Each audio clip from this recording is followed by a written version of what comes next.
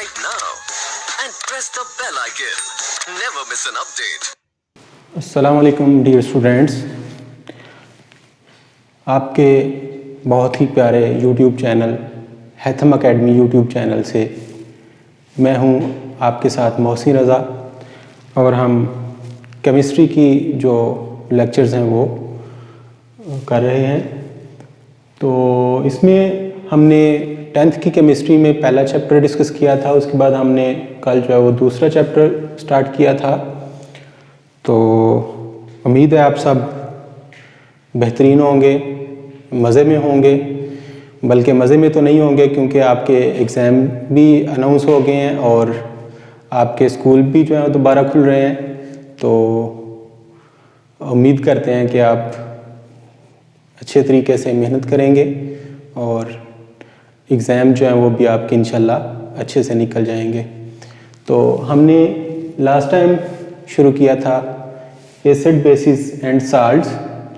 Acid basis और salts में हमने क्या डिस्कस किया था? हमने कहा था कि क्या शुरू में जो एसिड है, एसिड का लफ्ज़ जो है वो लैटिन लैंग्वेज से डिराइव है, जिसको हम कहते हैं एसिडस। एसिड का जो लफ्ज़ है ये किससे डिराइव किया गया है? एसिडस से। एसिडस जिसका मतलब है सोर इन टेस्ट। तो एसिड का जो लफ्ज़ है ये किससे डिराइव्ड है? एसिड का जो लफ्ज़ है ये डिराइव्ड है आपका एसिडस से, लैटिन वर्ड एसिडस से, जिसका मतलब क्या होता है? सोर इन टेस्ट। तो हमने ये पढ़ा था कि शुरू में क्या था कि जिन चीज़ों का जो टेस्ट था वो तुर्श होता था, सोर होता था, उनको एसिड का नाम दे दिया गया। जिनका जायका जो था वो बिटर था, उनको बेस का नाम दे दिया गया। लेकिन क्या हम सारे एसिड्स को, अगर आपको कोई पूछे जी बताएं आपके पास कोई एसिड है लैब में, तो कोई चीज़ है वो एसिड हो सकती है या बेस हो सकती है, कोई आपसे ये पूछे हाँ जी बताएं कि ये एसिड है या बेस है, तो क्या आप उसको पहले टेस्ट करेंगे? बिल्कुल ऐसा नहीं करेंगे और बिल्कुल ऐसा मत कीजिएगा, क्योंकि हम जो कुदरती तौर पे पाए जाने वाले एसिड्स हैं, जैसे सिट्रिक एसिड है, जैसे आपके पास लैक्टिक एसिड है, ऑक्सैलिक एसिड है, जो कुदरती तौर पे पाए जाते हैं, यानी जो आपके एप्पल में एसिड पाया जाता है, आपके मैलिक एसिड जो है आपके पास जो है इमली में एसिड पाया जाता है, आपके पास अंगूर में एसिड पाया जाता है, दही में एसिड पाया जाता है। यानी जो कुदरती तौर पे पाए जाने वाले एसिड्स हैं उनको आप क्या कर सकते हैं? टेस्ट कर सकते हैं। और जो मिनरल एसिड्स होते हैं जैसे नाइट्रिक एसिड है, सल्फ्यूरिक एसिड है, हाइड्रोक्लोरिक एसिड है, तो उनको कभी भी आप टेस्ट नहीं कर सकते, क्योंकि वो सारे जो हैं वो क्या हैं? कोरोसिव होते हैं और वो आपको जो है वो डैमेज कर सकते हैं, आपके आर्गन को डैमेज कर सकते हैं। तो ये कभी नहीं करना कि आपने एसिड और बेस को जो है वो, मैंने कहा जी टेस्ट उसका जो है वो सोर होगा तो वो एसिड है, आपने कभी भी ऐसा लैब में नहीं करना। तो ये था इसमें। और उसके बाद हमने कहा था जी, जब हमने ये कहा जी सोर इन टेस्ट है, बिटर इन टेस्ट है, तो फिर नेक्स्ट जो बात है वो ये थी कि भाई हमने सोचना शुरू किया कि हमने हर चीज़ को टेस्ट करके बताएंगे कि एसिड क्या है और बेस क्या है। तो जो केमिस्ट थे उन्होंने सोचना शुरू किया, तो केमिकली उन्होंने इसको क्या किया, डिफरेंट थेरीज पेश की, डिफरेंट कॉन्सेप्ट पेश किए, जिनके मुताबिक हम एसिड और बेसिस को क्या कर सकते हैं? क्लासीफाई कर सकते हैं कि ये सीपीसी है आपके पास, ये एसिड है, ये सीपीसी है, ये बेस है। तो वो केमिकली जब हम उनको देखते हैं तो ये और भी आसान हो जाता है बजाय इसके कि हम उसको टेस्ट करके देखें। तो हमने कॉन्सेप्ट को जो है वो स्टार्ट किया था। तो सबसे पहले हमने आर्हीनियस कॉन्सेप्ट पढ़ा था। आर्हीनियस कॉन्सेप्ट में मैंने आपको ये बताया था कि आपके पास जो कोई भी सब्सटेंस है, उसको जब आप उसका एक्वस सॉल्यूशन लेते हैं, क्या करते हैं? उसका एक्वस सॉल्यूशन लेते हैं, तो एक्वस सॉल्यूशन में क्या होगा जब आप उसमें वाटर डिजॉल्व करते हैं तो वो हाइड्रोजन आयन प्रोड्यूस करती है, यानी जब ये वाटर में होगा, डिजॉल्व होगा, तो ये H3O पॉजिटिव हाइड्रोनियम आयन जो होगा, यही क्या करेगा, हाइड्रोनियम आयन जो चीज एक्वा सॉल्यूशन में हाइड्रोनियम आयन प्रोड्यूस करेगी उसको हमने क्या नाम दिया था, एसिड का नाम दिया था। इस तरह अगर कोई चीज जो है वो बेस है तो बेस क्या करेगी, ये एक्वा सॉल्यूशन में आपके पास क्या करेगी, हाइड्रोक्साइड आयन जो है वो प्रोड्यूस करेगी।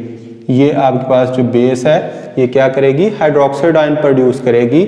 हमने इसको एसिड का नाम दे दिया था। अब यहाँ पे आपने याद रखना है कि कुछ सब्सटेंसेस ऐसी होती हैं जो हाइड्रोजन आयन के साथ कोई और पॉजिटिव आयन भी प्रोड्यूस करती हैं, तो उनको आपने इस कॉन्सेप्ट के मुताबिक सिर्फ और सिर्फ एसिड वही होगा जो क्या करेगा, हाइड्रोनियम आयन प्रोड्यूस करेगा। इसके अलावा अगर कोई और आयन प्रोड्यूस होता है पॉजिटिव आयन तो हम उसको उसने आर्हीनियस के मुताबिक वो एसिड नहीं होगा। जैसे आपके पास है जी NaHCO3, तो ये Na positive plus H positive plus CO3 ये बनाएगा 2 नेगेटिव। तो ये जो है यहाँ पे देखिए ये सोडियम आयन भी प्रोड्यूस हो रहा है, इसको हम क्या कहेंगे कि ये आपके पास एसिड नहीं है। तो एसिड वही होगा जो सिर्फ और सिर्फ एक्वा सॉल्यूशन में आर्हीनियस के मुताबिक एसिड वही होगा जो सिर्फ और सिर्फ क्या करेगा, एक्वस सॉल्यूशन में हाइड्रोनियम आयन, हाइड्रोजन आयन क्या करेगा, क्योंकि हाइड्रोजन जो होता है, हाइड्रोजन सिर्फ एक इलेक्ट्रॉन होता है, उसके पास एक प्रोटॉन होता है। जब एक इलेक्ट्रॉन चला जाता है तो सिर्फ और सिर्फ वो क्या रह जाता है, प्रोटॉन रह जाता है। तो जो प्रोटॉन होता है ये इसके ऊपर पॉजिटिव चार्ज आ गया, ऑलरेडी ये क्या जी प्रोटॉन है, प्रोटॉन क्योंकि इसमें से एक इलेक्ट्रॉन निकल गया पीछे, हाइड्रोजन के पास एक प्रोटॉन होता है और एक इलेक्ट्रॉन होता है, इलेक्ट्रॉन निकल गया पीछे क्या रह गया, प्रोटॉन। अब ये जो प्रोटॉन है ये क्या करेगा, ये वाटर को सराउंड कर ले, वाटर इसको क्या कर लेगा, सराउंड कर लेगा, यानी ये वाटर का जो ये लोन पेयर ऑक्सीजन के साथ, ये लोन पेयर होते हैं इसमें, तो ये वैसे भी इस पे पार्शियल नेगेटिव चार्ज होता है, तो ये इसको क्या कर लेगा, सराउंड कर लेगा और ये किस सूरत में आ जाएगा आपके पास, H3O पॉजिटिव हाइड्रोनियम आयन की सूरत में आपके पास क्या होगा, ये आ जाएगा एक्वा सॉल्यूशन में। तो इसी तरह एसिड आर्हीनियस के मुताबिक सिर्फ वही चीज होगी जो सिर्फ और सिर्फ हाइड्रोनियम आयन प्रोड्यूस करे, और बेस वही चीज होगी आर्हीनियस के मुताबिक जो सिर्फ और सिर्फ हाइड्रोक्साइड आयन जो है वो प्रोड्यूस करे, जो सिर्फ और सिर्फ क्या करे, हाइड्रोक्साइड आयन प्रोड्यूस करे।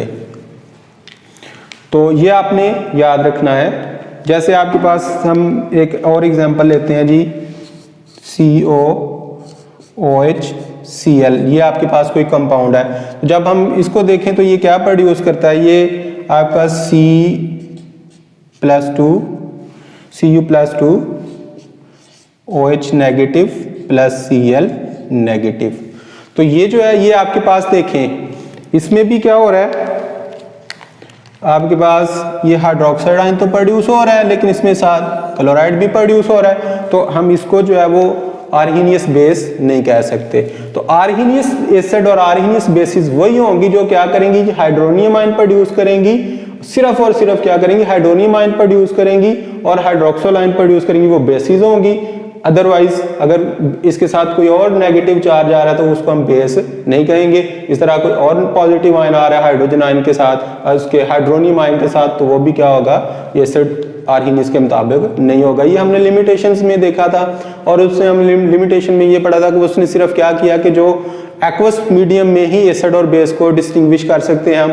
नेक्स्ट उसने कहा था सिर्फ ऐसी ही चीज जो H पॉजिटिव, जो हाइड्रोनियम आयन प्रोड्यूस करे, हाइड्रोजन आयन प्रोड्यूस करे, या OH नेगेटिव आयन प्रोड्यूस करे, वो एसिड और बेसिस हो सकती हैं। तो इसमें हमने देखा था कुछ ऐसी चीजें हैं, जैसे हमने कहा था जी मेटल के जो ऑक्साइड्स होते हैं, मेटल के जो ऑक्साइड्स होते हैं वो क्या होते हैं, वो बेसिक इन नेचर होते हैं, जैसे MgO है, एंड A2O है, ये क्या है, ये बेसिक इन नेचर होते हैं। और जो नॉन मेटल के ऑक्साइड्स हैं CO2 है, SO2 है, ये क्या होते हैं, ये आपके पास एसिडिक ऑक्साइड होते हैं। तो ये जो कॉन्सेप्ट था वो मेटल के ऑक्साइड और नॉन मेटल के ऑक्साइड को उसने जो है वो क्लासिफाई नहीं किया था।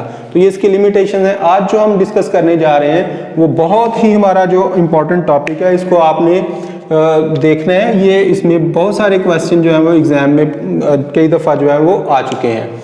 तो ये बहुत ही एक कॉन्सेप्चुअल जो है वो टॉपिक है। इसमें शॉर्ट क्वेश्चन भी आ सकते हैं, ये लॉन्ग क्वेश्चन के तौर पे भी पूछा जा सकता है। तो इसमें 3-4 तरह के जो क्वेश्चन है, डिफरेंट क्वेश्चन हैं, वो आपको बताया जो है वो एग्जाम में पूछे जा सकते हैं। तो आपने क्या करना है, इसको बड़े ध्यान से जो है वो इस कॉन्सेप्ट को समझना है। तो आज हम जो है वो शुरू करने जा रहे हैं। आपके पास क्या है, ब्रांस्टेड-लोरी कॉन्सेप्ट। तो ब्रांस्टेड-लोरी कॉन्सेप्ट जो है, इसने क्या किया, चूंकि हमने पढ़ा जी आपके पास जो आर्हीनियस कॉन्सेप्ट था, आर्हीनियस ने कहा था जी हमें क्या है जी, एक्वस मीडियम ही जो है वो चाहिए होगा, फिर ही हम एसिड और बेस को क्या कर सकते हैं, क्लासीफाई कर सकते हैं। या फिर एक्वस मीडियम में जो हाइड्रोजन आयन प्रोड्यूस करे या हाइड्रोक्सिल आयन प्रोड्यूस करे, उसी को हम जो है वो एसिड और बेस कह सकते हैं। तो ये जो आपके पास ब्रांस्टेड-लोरी कॉन्सेप्ट है,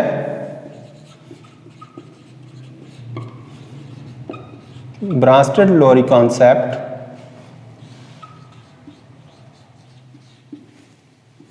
ब्रांस्टेड-लोरी कॉन्सेप्ट में हम देखेंगे कि उसने कहा जी एसिड ऐसी चीज को हम कहते हैं, एसिड ऐसी चीज को कहते हैं जो क्या हो, प्रोटॉन डोनर हो। और बेस हम ऐसी चीज को कह सकते हैं जो आपके पास क्या हो, प्रोटॉन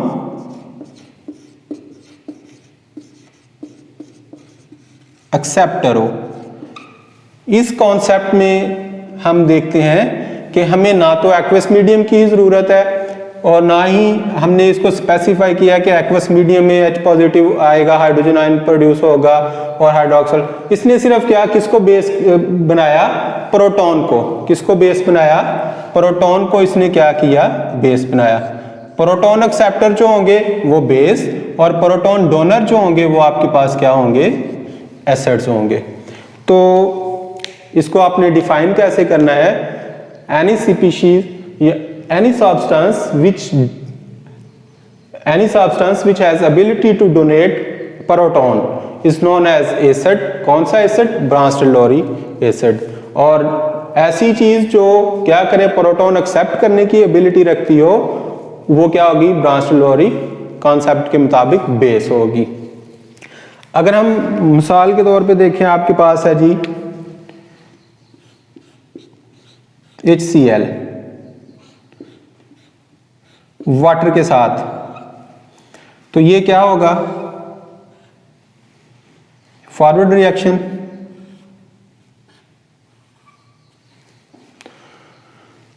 ज्यादा होगा इसमें क्योंकि ये स्ट्रॉन्ग एसिड है, तो रिएक्शन जो इसकी जो डिसोसिएशन होती है स्ट्रॉन्ग एसिड की, वो इजीली हो जाती है, वो कंप्लीटली क्या हो जाता है, डिसोसिएट हो जाता है। तो इसमें क्या प्रोड्यूस होगा, इसमें आपके पास आएगा H पॉजिटिव, या आप इसको H3O पॉजिटिव प्लस आपके पास क्या आ जाएगा, Cl नेगेटिव। अब ये देखें यहां पे HCl ने क्या किया है, HCl ने अपना प्रोटॉन डोनेट किया है। क्या किया, किसको डोनेट किया, इसने अपना वाटर को प्रोटॉन क्या कर दिया, डोनेट कर दिया। प्रोटॉन क्या कर दिया, इसने डोनेट कर दिया। और वाटर ने क्या किया, प्रोटॉन एसिड ने क्या किया, डोनेट किया, और ये किस में कन्वर्ट हो गया, ये आपके पास Cl में कन्वर्ट हो गया। और आपके पास जो वाटर है इसने क्या किया, प्रोटॉन एक्सेप्ट किया और ये हाइड्रोनियम आयन में कन्वर्ट हो गया।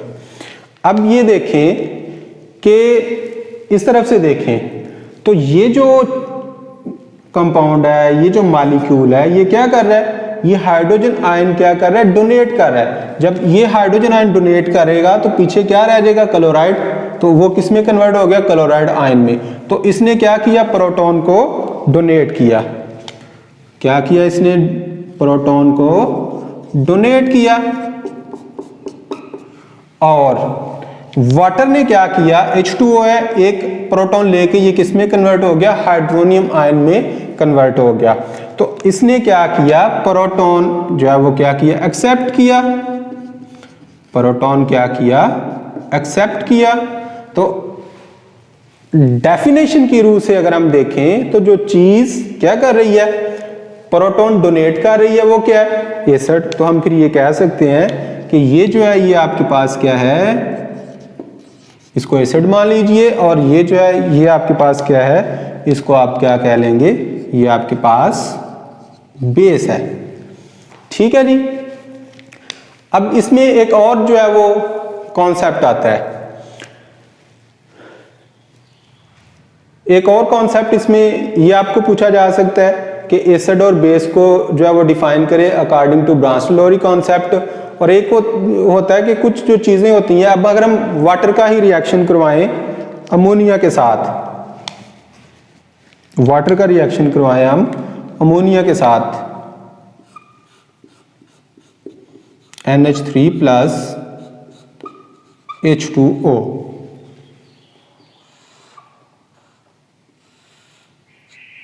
तो क्या होगा, ये आपके पास आ जाएगा H3O पॉजिटिव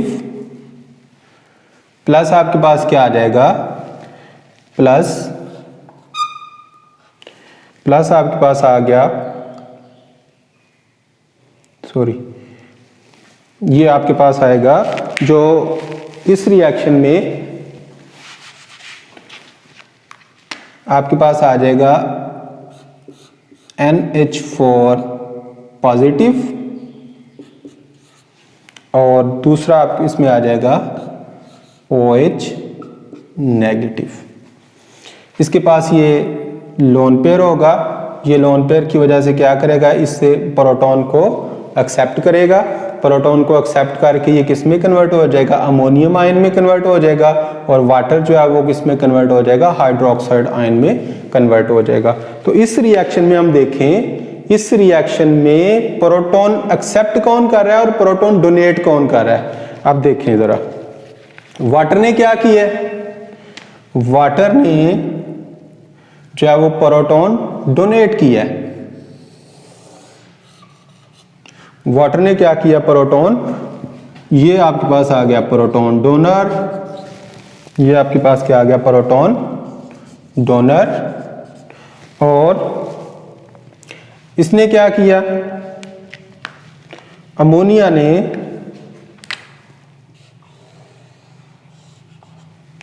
प्रोटॉन एक्सेप्ट किया, तो ये आपके पास क्या आ गई, बेस। तो ये जो चीज है ये बेस है और ये क्या है, एसिड। अब हम देखें कि इस रिएक्शन में वाटर जो है ये प्रोटॉन क्या कर रहा है, डोनेट कर रहा है। वाटर क्या कर रहा है, प्रोटॉन डोनेट कर रहा है। तो ये क्या है आपके पास, ये आपके पास क्या है, एसिड है। ये क्या है आपके पास, एसिड। ये आपके पास क्या है, एसिड, क्योंकि ये क्या कर रहा है, ये प्रोटॉन डोनेट कर रहा है। और यहाँ पे ये जो अमोनिया, ये प्रोटॉन क्या कर रहा है, एक्सेप्ट कर रहा है। तो ये आपके पास क्या होगी, बेस। तो जो प्रोटॉन एक्सेप्ट कर रही है वो बेस है, जो प्रोटॉन डोनेट कर रहा है वो क्या, एसिड। तो इस रिएक्शन में हमने देखा कि ये जो आपके पास वाटर है, ये जो आपके पास क्या है, वाटर है, ये किसके तौर पे बिहेव कर रहा है, बेस के तौर पे। और इस रिएक्शन में ये क्या कर रहा है, एसिड के तौर पे।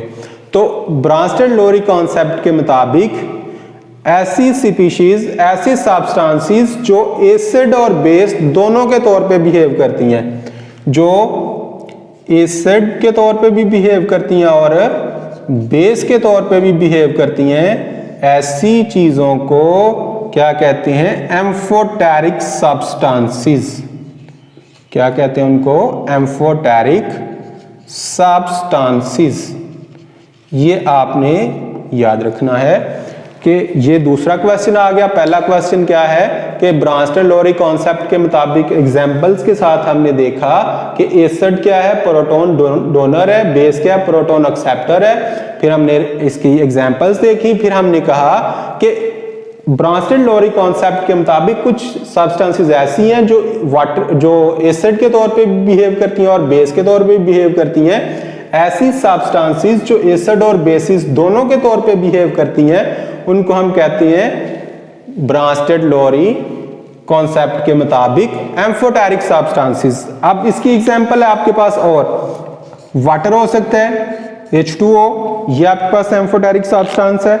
आपके पास क्या हो सकता है? आपके पास हो सकता है HCO3 नेगेटिव। ये आपके पास क्या हो सकता है? ये आपके पास आ सकता है जी एम्फोटेरिक, क्योंकि ये प्रोटॉन एक्सेप्ट करके, जब ये प्रोटॉन एक्सेप्ट करेगा तो ये किस में कन्वर्ट हो जाएगा? H2CO3 में। और जब ये प्रोटॉन डोनेट करेगा तो ये किस में कन्वर्ट हो जाएगा? ये जब ये होगा ये हो जाएगा CO3-2 में। अब ये देखें इस रिएक्शन में क्या किया इसने? प्रोटॉन को एक्सेप्ट किया है। इस रिएक्शन में क्या किया? प्रोटॉन को एक्सेप्ट किया, और जो प्रोटॉन को एक्सेप्ट करे तो फिर ये किसके तौर पे बिहेव करेगी? ये बिहेव करेगा HCO3- नेगेटिव जो है, ये माइनस HCO3- जो है, ये किसके तौर पे बिहेव करेगा? बेस के तौर पे। किसके तौर पे? बेस के तौर पे। और अगर ये प्रोटॉन डोनेट कर रहा है इस सूरत में ये क्या बनेगा? ये एसिड के तौर पे क्या करेगा? बिहेव करेगा। तो ये आपके पास एक एग्जांपल है कि HCO3 नेगेटिव जो है, ये अगर प्रोटॉन एक्सेप्ट करता है तो ये किसके तौर पे बिहेव करेगा? ये बेस के तौर पे बिहेव करेगा अकॉर्डिंग टू ब्रांस्टर-लोरी कॉन्सेप्ट। और अगर ये क्या करता है? ये प्रोटॉन डोनेट करता है, प्रोटॉन डोनर बनता है, ये प्रोटॉन जो है ये देगा तो ये कार्बोनेट आयन में कन्वर्ट हो जाएगा। तो तब ये क्या होगा? तब ये आपके पास किसके तौर पे बिहेव करेगा? एसिड के तौर पे। इसी तरह इसके अलावा आपके पास एक और एग्जांपल है, उसको हम कहते हैं जी HS नेगेटिव। HS नेगेटिव ये जो है ये भी आपके पास क्या है? ये भी आपके पास एम्फोटेरिक सब्सटेंस है। ये एसिड और बेस के तौर पे क्या कर सकती है? बिहेव कर सकती है। मिसाल के तौर पे जब ये प्रोटॉन एक्सेप्ट करेगी, एक्सेप्ट प्रोटॉन, तो ये किस में कन्वर्ट होगा? ये हो जाएगा H2S में कन्वर्ट हो जाएगा। और अगर ये प्रोटॉन डोनेट करेगा तो ये किस में कन्वर्ट हो जाएगा? जब ये प्रोटॉन डोनेट करेगा तो ये कन्वर्ट हो जाएगा S2- में। अब यहाँ पे इसने क्या किया? प्रोटॉन डोनेट किया। जब ये प्रोटॉन यहाँ पे क्या है? ये प्रोटॉन डोनर है। क्या है? ये प्रोटॉन H पॉजिटिव जो है वो क्या है? डोनर है। तो जब प्रोटॉन डोनर होगा तो वो एसिड के तौर पे बिहेव करेगा, और जब प्रोटॉन एक्सेप्टर होगा तो वो किसके तौर पे बिहेव करेगा? तो ये दोनों एसिड के तौर पे बिहेव कर रहा है और बेस के तौर पे बिहेव कर रहा है। तो ये आपके पास क्या होगा? ये आपके पास एम्फोटेरिक सब्सटेंस। वाटर जो है ये एसिड के तौर पे और बेस के तौर पे बिहेव कर सकता है। रिएक्शन से हमने देखा है। ये आपको क्वेश्चन आ सकता है कि रिएक्शन की मदद से इसकी वजाहत करें कि वाटर जो है ये क्या है? एक एम्फोटेरिक सब्सटेंस है। इस तरह हमने कार्बोनेट आयन पढ़ा, बाइकार्बोनेट आयन पढ़ा HCO3, ये भी क्या करता है? ये भी एसिड और बेस के तौर पे बिहेव करता है। हम इसको क्या कह सकते हैं? ये आपके पास क्या है? एम्फोटेरिक सब्सटेंस है। यहां तक आपको क्लियर हो गया होगा। मजीद इसमें एक और बहुत ही इंपॉर्टेंट कॉन्सेप्ट है, और ये कॉन्सेप्ट आपको जो है वो MCQs में भी हेल्पफुल हो सकता है, और ये कॉन्सेप्ट जो है वो आपको शॉर्ट क्वेश्चन में भी पूछा जा सकता है। तो हम नेक्स्ट जो है उस कॉन्सेप्ट को डिस्कस करेंगे। तो यहां तक आपको ये क्लियर हो गया होगा कि ब्रांस्टर-लोरी कॉन्सेप्ट के मुताबिक एसिड क्या है, बेस क्या है और एम्फोटेरिक सब्सटेंस क्या है, और उसको हम कैसे जो है वो डिस्टिंग्विश कर सकते हैं। तो ब्रांस्टर-लोरी कॉन्सेप्ट के मुताबिक एसिड प्रोटॉन डोनर और बेस जो है वो proton acceptor.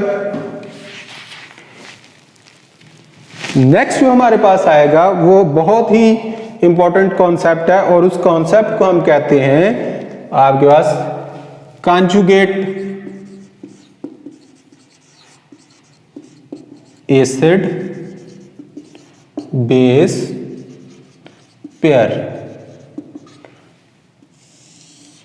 Conjugate acid base pair, या आप इसको यूं भी कह सकते हैं कि कॉन्जुगेट एसिड और कॉन्जुगेट बेस।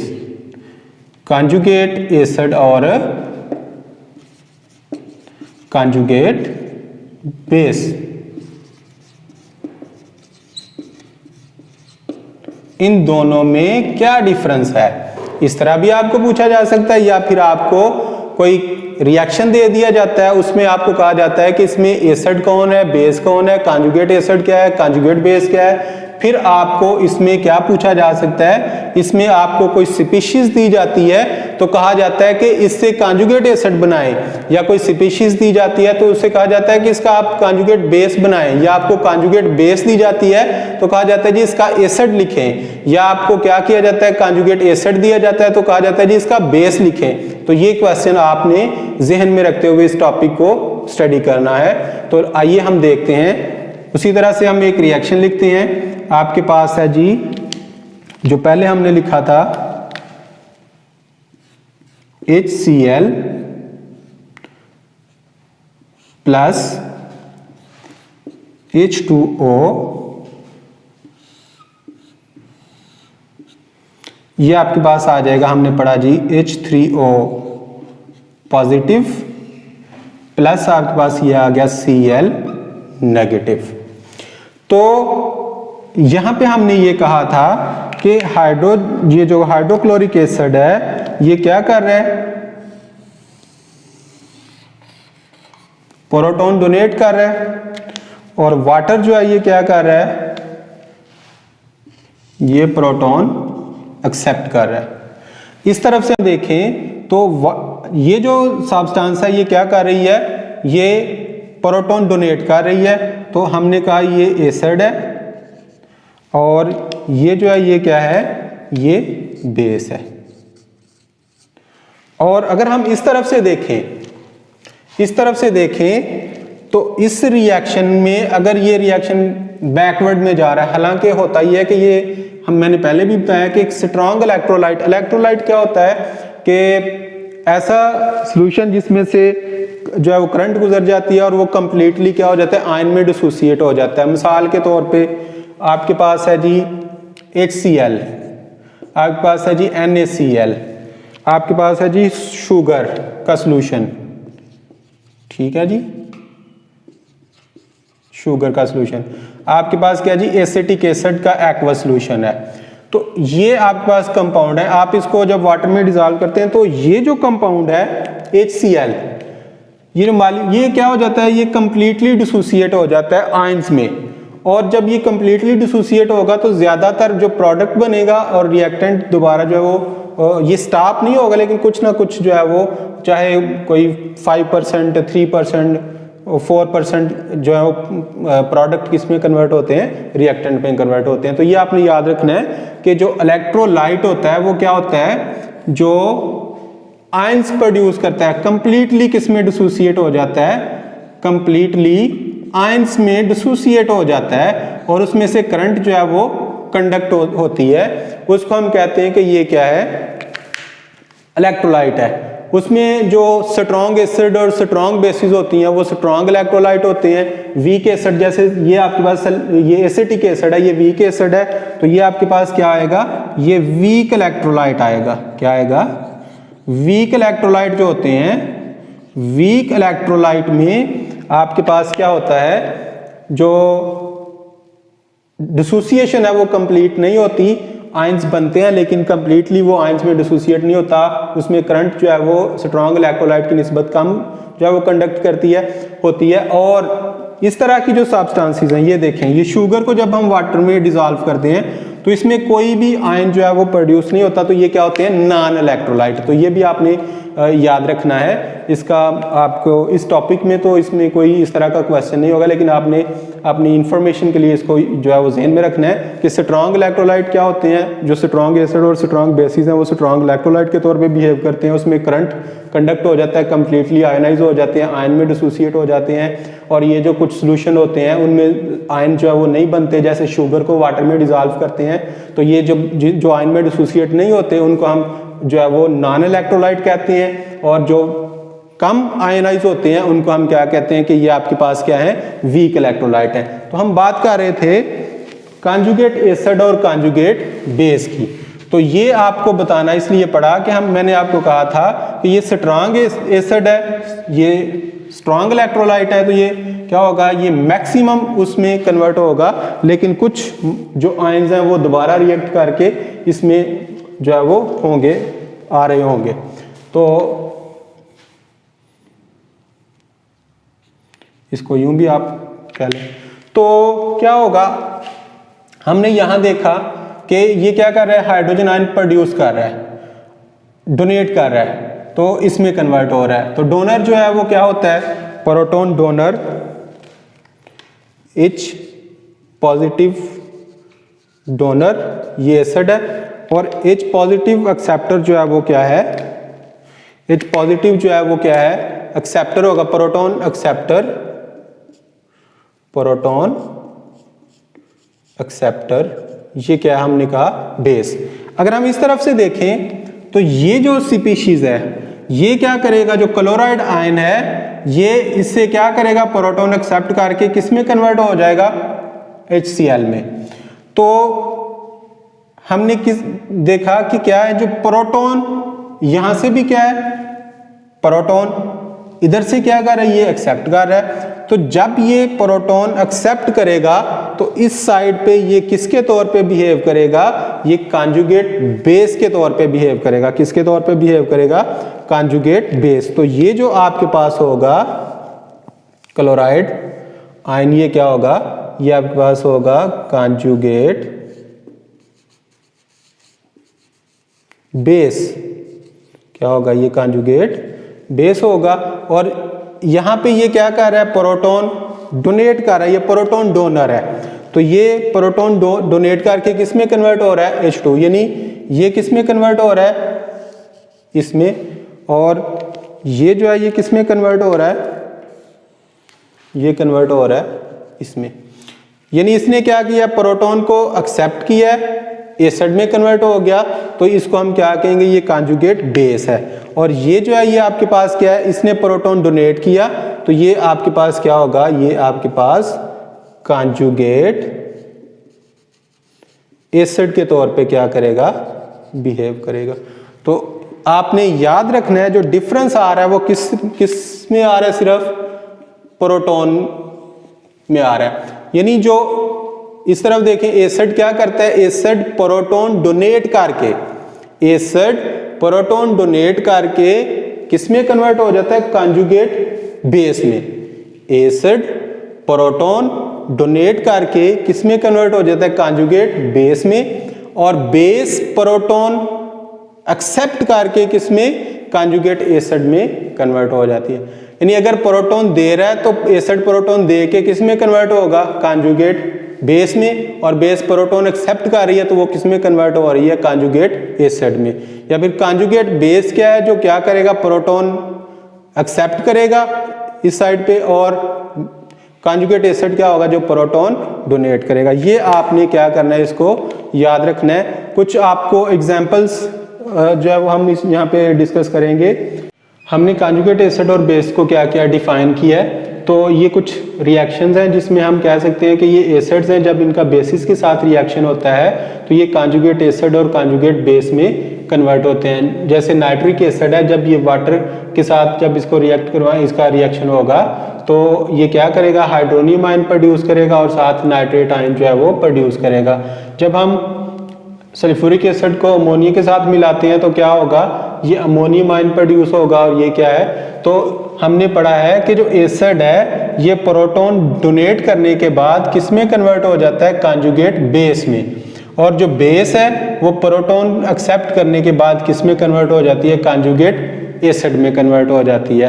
तो आपने ये याद रखना है, इसको सिंपल याद रखने का तरीका ये है कि जिसके पास हाइड्रोजन कम होंगे, अगर आपको रिएक्शन दिया जाता है तो जिसके पास हाइड्रोजन कम होंगे तो वो आपके पास कॉन्जुगेट बेस होगी, और जिसके पास हाइड्रोजन ज्यादा होंगे वो आपके पास क्या होगी, कॉन्जुगेट एसिड। अब यहाँ पे देखें, यहाँ पे H2O है, ये HNO3 है, तो ये क्या बन गया, कॉन्जुगेट एसिड। और बेस की मैं बात कर रहा हूं कि जिसके पास लेस नंबर ऑफ हाइड्रोजन होंगे वो आपकी क्या होगी, कॉन्जुगेट बेस होगी, और जिसके पास ज्यादा हाइड्रोजन होंगे वो आपके पास क्या होगा, कॉन्जुगेट एसिड।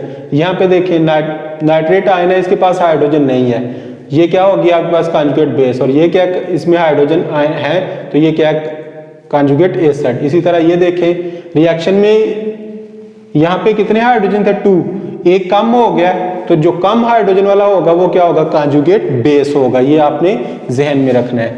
इसी तरह ये देखें HCN है, तो यहाँ से HCN है, यहाँ पे क्या बन गया, CN, एक हाइड्रोजन कम हो गया तो क्या बन गया, कॉन्जुगेट बेस। तो ये आपने चीजें याद रखनी है। यहाँ पे आपको क्वेश्चन पूछा जा सकता है, कोई भी इस तरह से स्पीशीज दी जा सकती हैं और उनको कहा जाता है कि ये आपके पास कॉन्जुगेट एसिड है, इनके जो बेसिस हैं वो क्या होंगी, what are conjugate bases of the following species, what are conjugate bases of given substances of given species, what are the conjugate bases. तो कॉन्जुगेट बेसिस क्या बनेगी, कॉन्जुगेट बेसिस हमने कहा है कि एसिड जब प्रोटॉन डोनेट करेगा, एसिड जब प्रोटॉन डोनेट करेगा तो वो क्या बना देगा, कॉन्जुगेट बेस। तो यहाँ पे ये आपके पास हाइड्रोजन है, ये डोनेट करेगा तो ये क्या बनेगा, -2, ये इसकी क्या हो जाएगी, ये इसकी कॉन्जुगेट बेस बन जाएगी। इसकी क्या होगी, H2O, ये इसकी क्या बन जाएगी, कॉन्जुगेट बेस। इसका आपके पास क्या आएगा, ये आपके पास आ जाएगा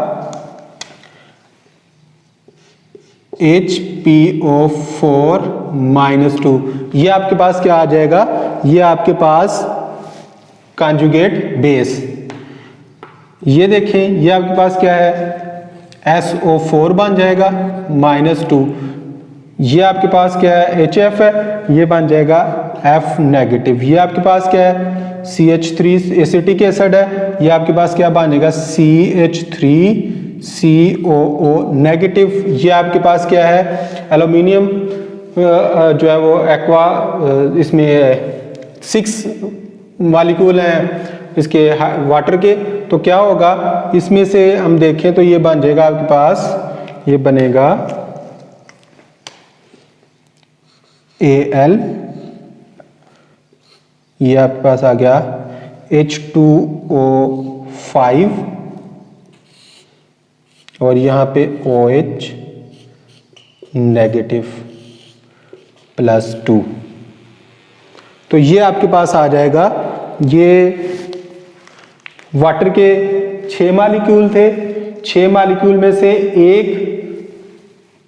6 मॉलिक्यूल में से क्या किया, 6 मॉलिक्यूल में से 6 मॉलिक्यूल में से एक वाटर के मॉलिक्यूल में से क्या हुआ, हाइड्रोजन निकल गया। जब हाइड्रोजन निकल जाएगा तो पीछे कितने मॉलिक्यूल रह जाएंगे, 5। तो जब हाइड्रोजन वाटर में से निकल जाएगा तो पीछे क्या रह जाएगा, OH नेगेटिव।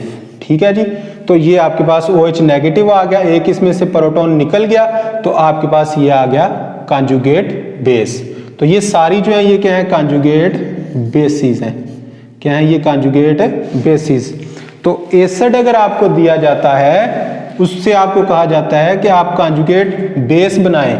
एसिड्स आपको दिए जाएं और उससे कहा जाए कि कॉन्जुगेट क्या करें, बेस बनाएं। तो आप कॉन्जुगेट बेस कैसे बनाएंगे, उसमें से आप प्रोटॉन को क्या करेंगे, निकाल देंगे, एक प्रोटॉन को कम कर देंगे, तो वो आपके पास क्या आ जाएगा, वो आपके पास आ जाएगा कॉन्जुगेट बेस।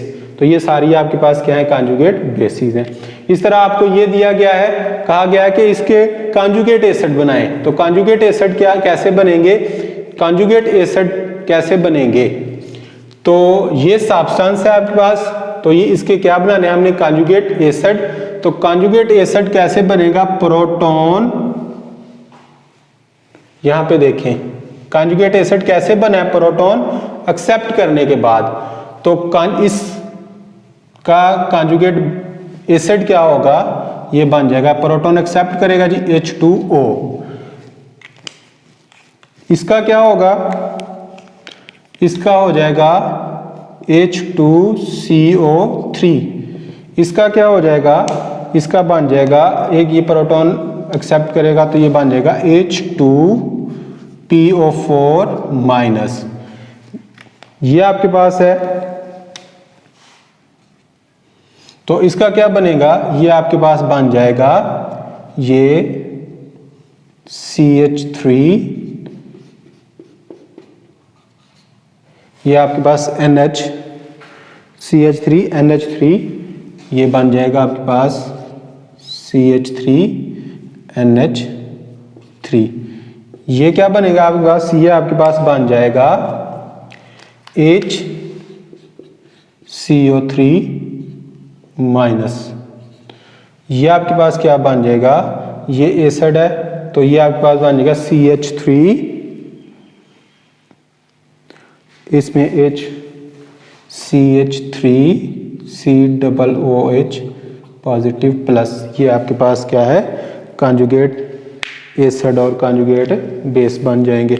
तो हमने देखा कि अगर आपको ये एसिड दिया जाता है तो कहा जाता है कॉन्जुगेट बेस बनाए। तो मैंने आपको पहले बताया कि आपने एक हाइड्रोजन को क्या कर देना है, कम कर देना है। कंफ्यूज होने की बिल्कुल जरूरत नहीं है, एक हाइड्रोजन को कम कर देंगे। देखें S2- आ गया, यहाँ पे हाइड्रोजन कम हो गया, ये आ गया। इस तरह से ये आपके पास क्या आ गई, कॉन्जुगेट बेसिस आ गई। ये आपको दिए गए हैं, बेसिस दी गई है तो कहा गया है जिससे कॉन्जुगेट एसिड बनाए। तो क्या करेंगे, बेस का क्या क्या काम क्या होता है, वो प्रोटॉन एक्सेप्ट करती है। तो एक्सेप्ट करने के बाद ये H2O बन गया, ये H2CO3 बन गया, ये H2PO4 माइनस बन गया, ये NH3 पॉजिटिव बन गया, ये HCO3 नेगेटिव बन गया। ये इसके अलावा और हमें एग्जाम में जो क्वेश्चन है वो पूछा जा सकता है कि आपको कोई 3-4 ऐसी स्पीशीज दे दी जाती हैं और जो आपको कंपाउंड दे दिए जाते हैं, उनमें से आपको कहा जाता है कि इसमें से एम्फोटेरिक सब्सटेंसेस कौन सी होंगी। तो हमने पढ़ा है कि एम्फोटेरिक सब्सटेंसेस ऐसी सब्सटेंसेस हैं जो क्या करती हैं, एसिड और बेसिस दोनों के तौर पे बिहेव करती हैं। तो ये जो दिए गए कंपाउंड्स हैं, ये जो स्पीशीज हैं, इनमें से आपने क्या करना है, आपने देखना है कि कौन सी ऐसी चीज़ें हैं जो एसिड और बेस दोनों के तौर पे बिहेव करती हैं। तो हमारे पास ये जो वाटर है, ये हमने ऑलरेडी डिस्कस किया है कि ये एसिड के तौर पे बिहेव करता है और बेस के तौर पे भी बिहेव करता है। हमने इसका रिएक्शन अमोनिया के साथ, और जब हम इसको अमोनिया के साथ करवाते हैं तो ये प्रोटॉन देता है, तो ये एसिड के साथ के तौर पे बिहेव करता है। और जब हम इसको किसी एसिड के साथ रिएक्ट करवाएंगे तो ये क्या होगा, ये प्रोटॉन एक्सेप्ट करेगा। तो एसिड के साथ ये बेस के तौर पे आएगा और बेस के साथ ये एसिड के तौर पे बिहेव करेगा। तो ये जो वाटर है ये क्या है, एम्फोटेरिक है। दूसरा हमारे पास ये जो है HCO3। तो HCO3 जो होता है ये आपके पास जो है वो किस में आ सकता है, CO2 माइनस में, और ये आपके पास आ सकता है प्रोटॉन जो है वो गेन करके एक्सेप्ट करके ये आ सकता है H2CO3 में। तो यहाँ पे ये देखें प्रोटॉन डोनेट कर रहा है, प्रोटॉन डोनेट करेगा तो एसिड के तौर पे बिहेव कर रहा है, और प्रोटॉन एक्सेप्ट कर रहा है तो ये बेस के तौर पे बिहेव कर रहा है। तो दूसरा ये आपके पास क्या आ जाएगा, एम्फोटेरिक आ जाएगा। तीसरा आपके पास ये एम्फोटेरिक आ जाएगा। ये क्या होगा, ये आपके पास जब प्रोटॉन डोनर के तौर पे करेगा, यानी H पॉजिटिव डोनर जब होगा तो फिर ये क्या बन जाएगा, S-2। तो जब प्रोटॉन डोनर होगा तो ये किसके तौर पे, एसिड के तौर पे बिहेव करेगा। और जब ये प्रोटॉन एक्सेप्ट करेगा, प्रोटॉन एक्सेप्ट करेगा तो ये क्या बना देगा, ये आपके पास बना देगा H2S। तो ये तीन, इनमें से ये जो है ये आपके पास क्या होगा, एम्फोटेरिक। बाइकार्बोनेट आयन जो है ये एम्फोटेरिक होगा, और HS जो है ये हाइड्रोजन सल्फाइड आयन जो होगा ये आपके पास क्या होगा, एम्फोटेरिक होगा। ये आपके पास क्या होंगे, ये एसिड्स के तौर पे बिहेव करेंगे। ये आपके पास ये भी एसिड है और ये भी एसिड है। तो ये हमारा आज का टॉपिक है। इसमें हमने क्या पढ़ा, डिस्कस किया आज हमने लॉरी ब्रांस्टेड कॉन्सेप्ट को डिफाइन किया है, एग्जांपल्स के साथ उसको एक्सप्लेन किया है, एम्फोटेरिक सब्सटेंसेस क्या होती हैं उसको पढ़ा है, फिर हमने कॉन्जुगेट बेस और कॉन्जुगेट एसिड्स को बड़ी डिटेल के साथ स्टडी किया है, और फिर हमने कहा कि कोई आपको ऐसी जो कंपाउंड या स्पीशीज़ दी जाती हैं उससे आपको कहा जाता है कि ये एसिड है, इसके कॉन्जुगेट बेस क्या हो सकते हैं, या बेस है इसके एसिड्स क्या हो सकते हैं, कॉन्जुगेट एसिड क्या हो सकते हैं, तो ये आपको पूछा जा सकता है। फिर आपको कुछ जो कंपाउंड है सब्सटेंसेस दी जाती हैं तो आपको कहा जाता है कि इनमें से क्या करें, एम्फोटेरिक सब्सटेंसेस को जो है वो आइडेंटिफाई करें। तो ये आज का हमारा टॉपिक है। उम्मीद है आपको जो ब्रांस्टेड-लॉरी कॉन्सेप्ट के जो जितने भी आपको प्रॉब्लम्स थे वो क्लियर हो गए होंगे। तो ये आज का हमारा लेक्चर जो है वो अपने इख्तिताम को पहुंचता है।